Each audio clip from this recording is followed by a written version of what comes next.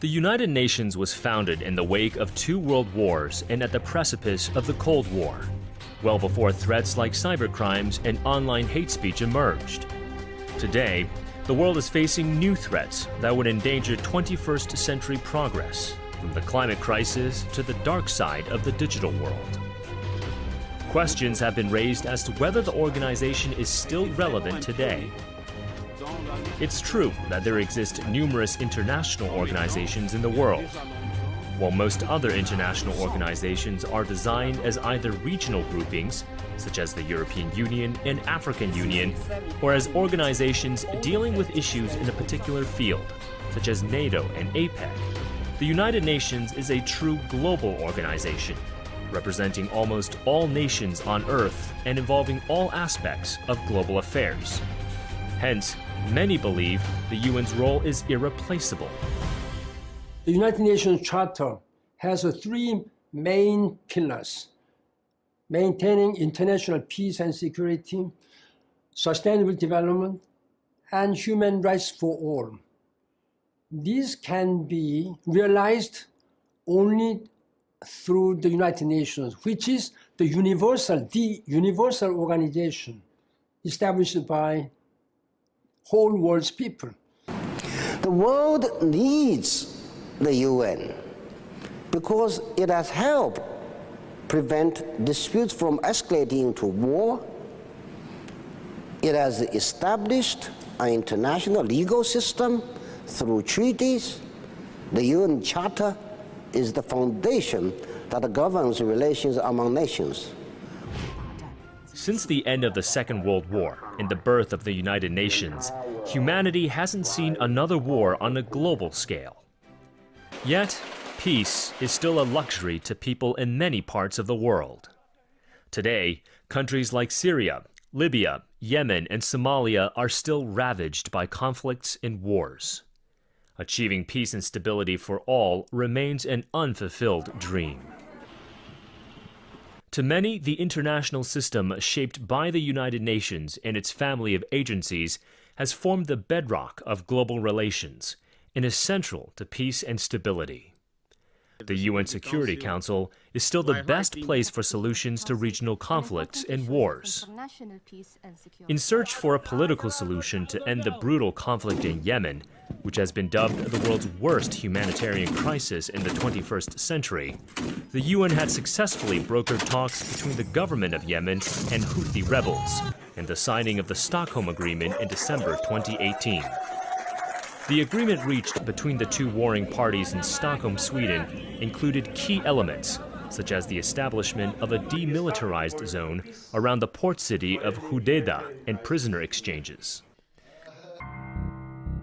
Between 2012 and 2020, the UN Security Council adopted 26 resolutions on Syria with regard to resolving the Syrian crisis.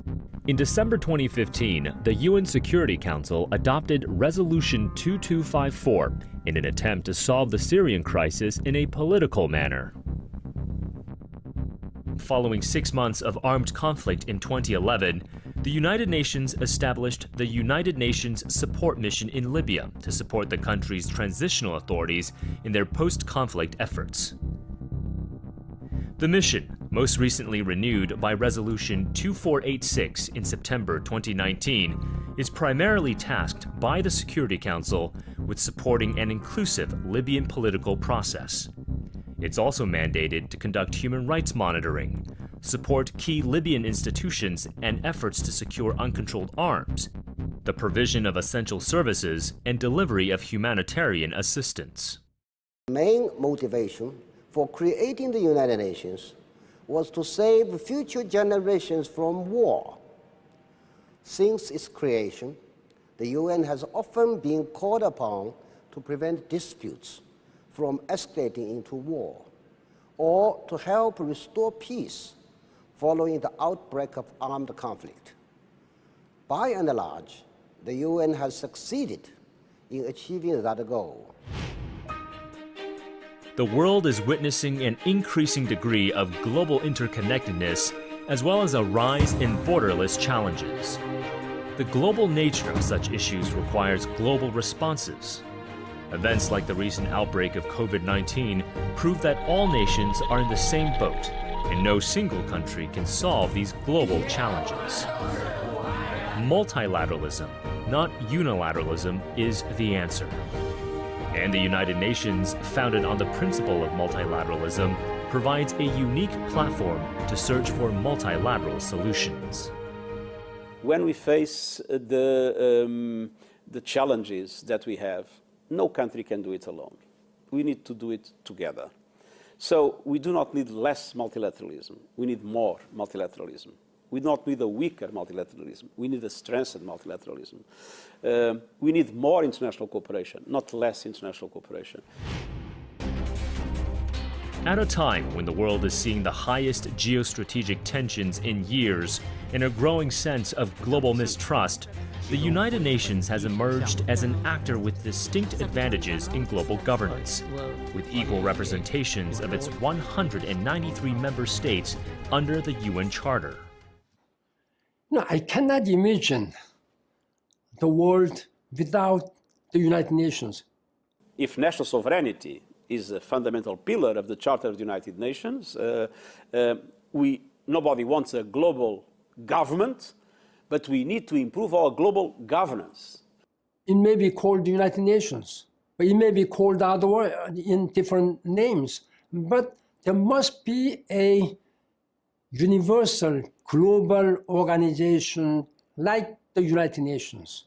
And the countries need to be able to share more of their strategies, of their objectives, of their responsibilities in order to be able to address these huge fragilities and challenges that we face. And my hope is that everywhere, in the US, in Europe, in Asia, everywhere, people will progressively understand this and recognize that this is the time for international organizations to be supported, and this is the time for multilateral cooperation to be strengthened.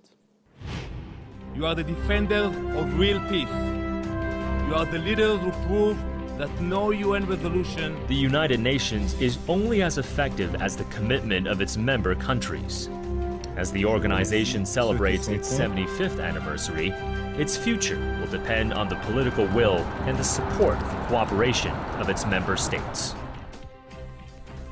中国将始终做多边主义的践行者，积极参与全球治理体系改革和建设，坚定维护以联合国为核心的国际体系，坚定维护以国际法为基础的国际秩序，坚定维护联合国在国际事务中的核心作用。